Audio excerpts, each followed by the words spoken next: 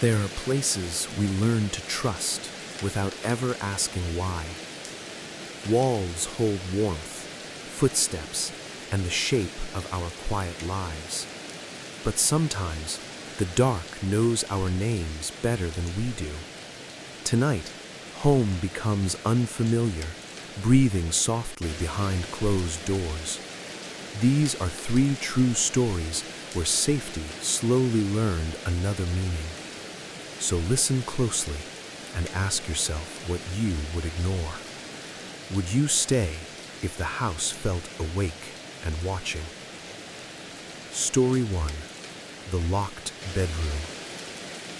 Rain traced the windows slowly, like fingers learning the house again. The yard breathed earth and leaves, welcoming us with patient quiet. We came with tired smiles, believing safety could be unpacked like dishes. This place felt kind, a pause between storms we no longer named.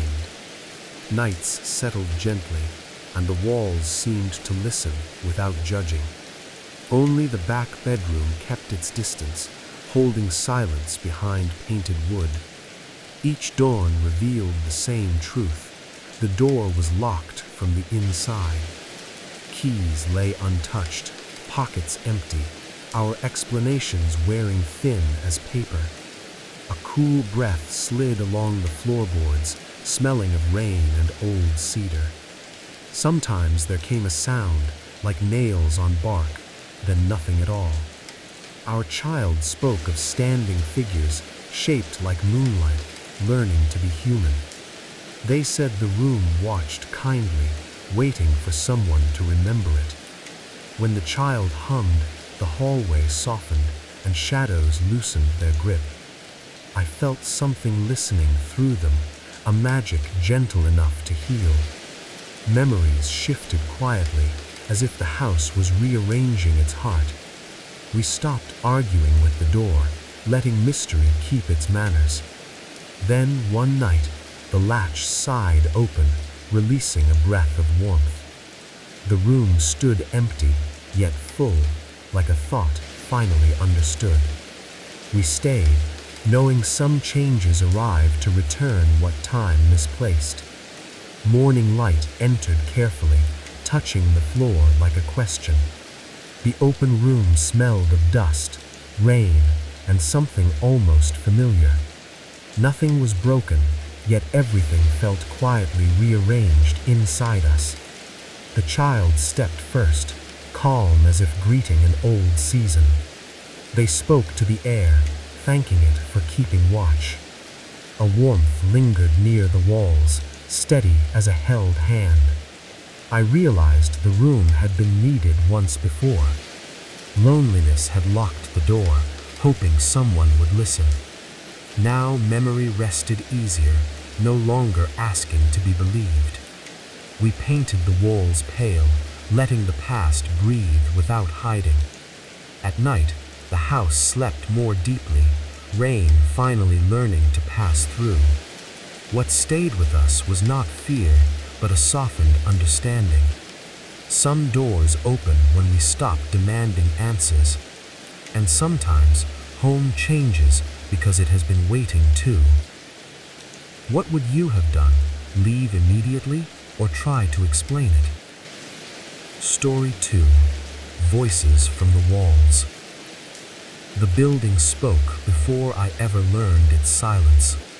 It breathed through cracks, sighing like an old throat clearing memories. I lived alone there, counting days by light and shadow. The hallway smelled of damp years and forgotten footsteps. At night, the walls held their breath with me. Then a voice arrived, thin as wind through dry reeds. It said my name softly, like it missed me. I told myself loneliness can learn any language it needs. But the whisper returned, patient, repeating what it knew.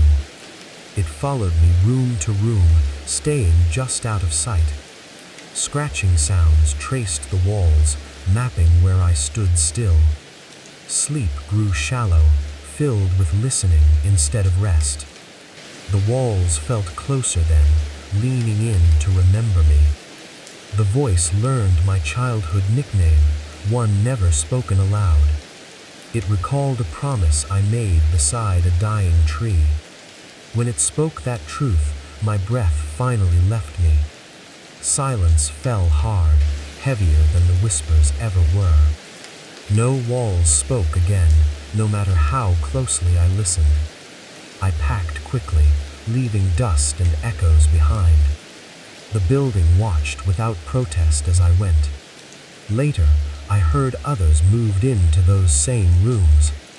They spoke of voices too, gentle and familiar. I wonder if the walls simply keep what we abandon. Some places do not mean harm, only remembrance. And sometimes, leaving is how we let memory rest peacefully. Years later, I still hear quiet rooms differently.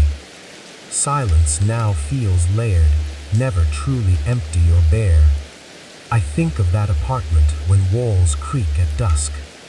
How they seemed to listen harder than any person ever had. Perhaps the voices were not hunters, only keepers of what lingered. The building had watched lives arrive, unpack, and slowly unravel. Names soaked into plaster the way rain darkens stone. Loneliness leaves fingerprints even when no one is seen. I imagine the walls learning us the way trees learn seasons. They remember our fears, our vows, our unfinished goodbyes. When the voices spoke, they sounded almost careful with me, as if reminding me I had once been known. Moving away did not erase them, it softened their need. Memory followed gently, no longer asking to be heard aloud. Now, when I enter empty places, I offer quiet respect. Some homes speak because they were never meant to forget, and some whispers exist only to prove we were here. Could this be psychological, or something far worse?